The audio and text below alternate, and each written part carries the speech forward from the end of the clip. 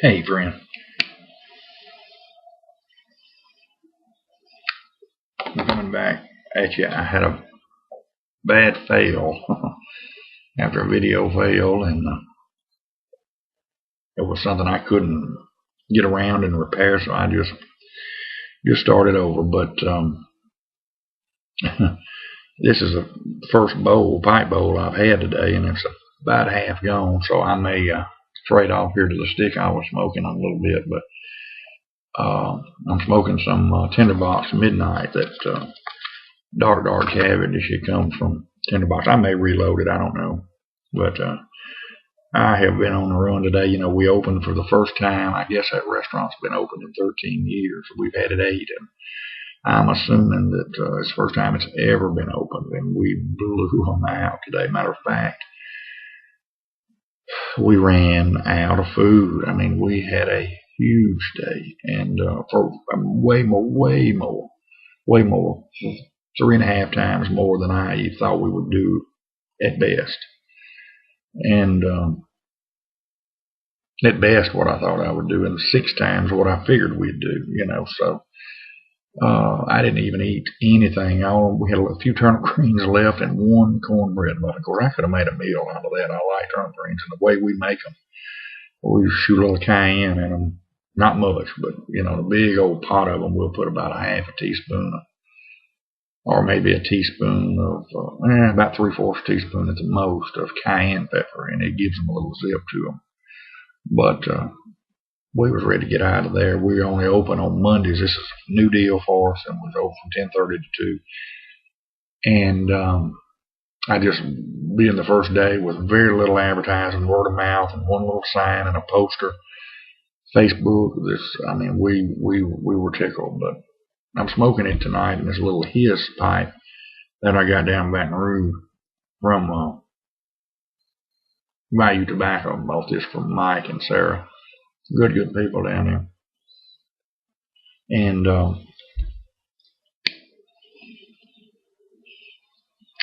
I smoked a Gurkha Beast on the way to work today, and of course, Friday Ellis called me, and look, Hoss, if you're watching, turn it off. Watch it later, because I don't want to spoil the gift bag from that Friday's got for us. It's awesome. It's awesome. If it's the same or if it's different, I'm telling you, you're going to love it. But went by there, and he had this little gift bag. I was going to buy one from him and smoke there, and he's wanted to pick one out of the gift bag, and I'll show y'all here in a minute. He said, "No, I'll try this one now." I didn't want to smoke it. I wanted to take it home and look at it. It was that, when I show it to you, you'll know what I mean, and it is awesome.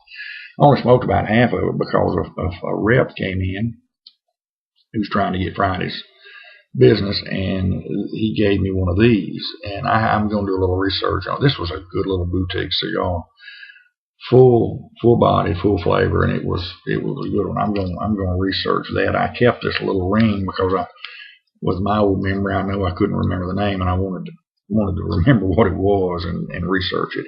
And I'm hoping Friday will take that line on the Governor's. But I had 2 gift deals today. A guy came by the restaurant and gave me a handful of cigars.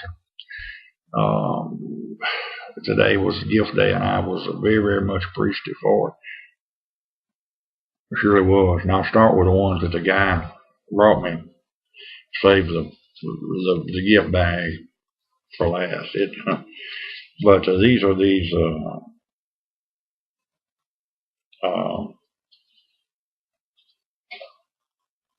Mayorgas, and I had a couple of these. I think I know where you got these, little place, and I had a couple of them, and I said, well, it's an El Cheapo, hadn't tried it yet, and Wiz D said, you ought to give them a try, you'll like them. I did, and I loved them. I like these better than the Maduros, and usually I like Maduros better. And he brought me a punch, A Fuente, and I'm not sure which one this one is. Tickle to get it. Another Brick House, I'm always tickled with those. And a H. Upmann.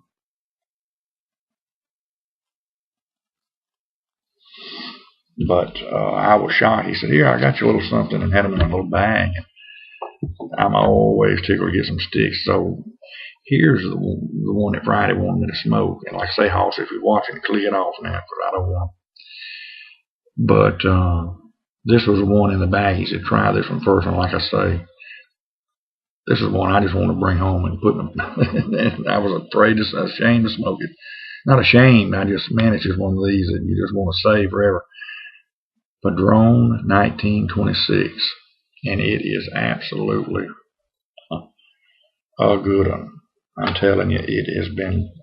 I put it down when the guy brought the little Ezra Zion, and which I loved it too. And it's not a real cheap one. It's $14, $15 price point. But these doggone Padron 1926s, these things $23, $24 a piece. And I was like, whoa, that ain't something. I smoke rarely, bring it home. I was shocked and blown away Friday. You went way above and beyond. It wasn't necessary, but I appreciate it.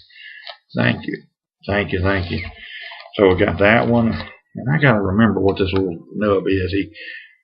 He told me, and I'm going to ask him tomorrow. It's very highly sought after.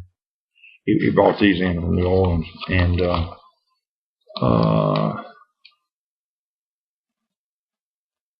Gravari. Anxious to try that one.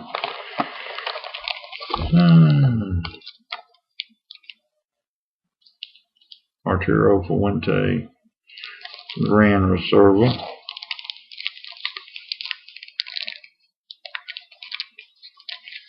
Looking forward to smoking that one.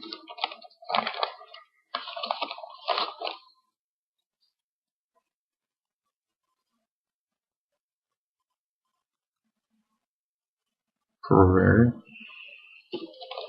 And last but not least, certainly not least, Liquor Privada. Look at that, y'all. Man. It was very nice little gift pack. And we enjoyed working over there. We enjoyed doing the governor's thing for you Friday. We had a lot of fun doing it, enjoyed it, and you didn't notice anything. I mean, it truly, but thank you so much for these. I'm telling you, it blew me away. It did. It was not expected, but it is much appreciated. Thank you.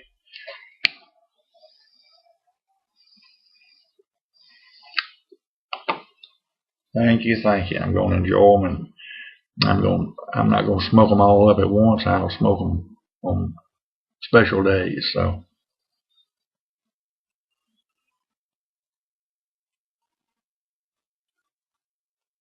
I had the very honor of today of talking to 3 friends here in the community on the phone.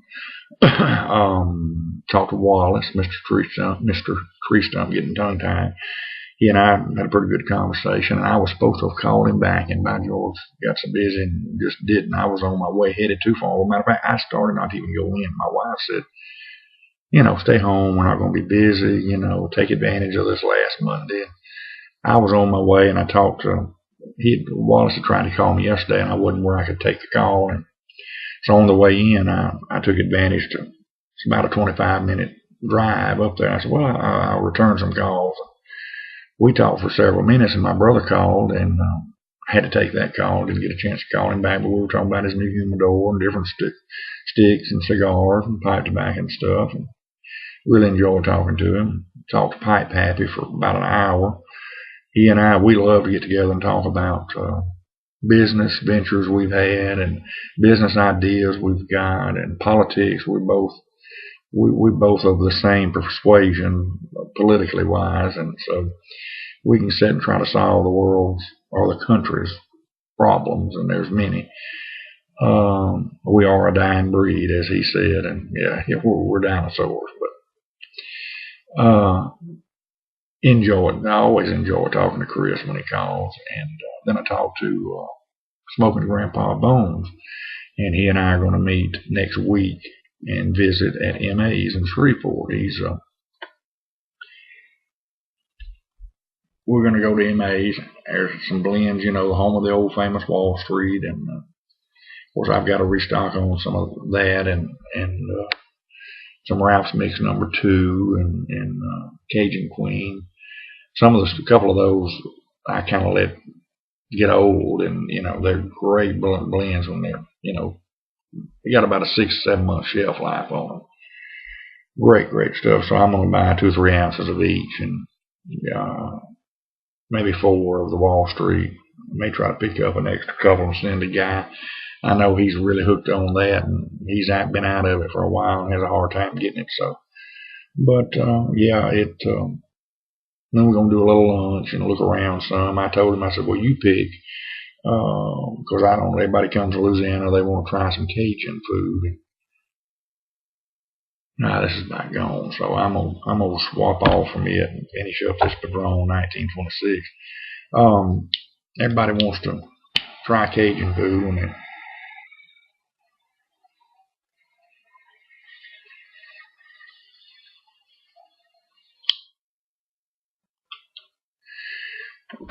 excuse me, when they come to Louisiana.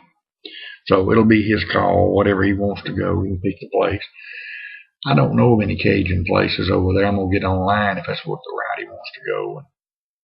I'm sure there's some authentic places in Shreveport, even though it's on the very northwest corner of the state. Because there's 2 or 3 or 4 here in Monroe, which is on the northeast, north central part of the state. And but there's still, there's probably 4 or 5 really good, authentic. There's some that try but just don't measure up. But there's several authentic places here if you know where to go. And I love to go to Cormier's here, but we'll find out. I usually eat Tex-Mex when I go to Shreveport. For some reason or other, I always love Tex-Mex from over there.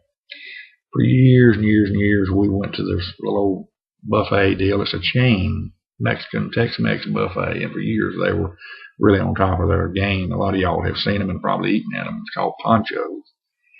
And a lot of times when gasoline was $1 a gallon, we'd ride over on Sunday afternoon just to eat Pancho's. Look around a little, come back, and a couple hours over there and a couple hours back, do a little shopping,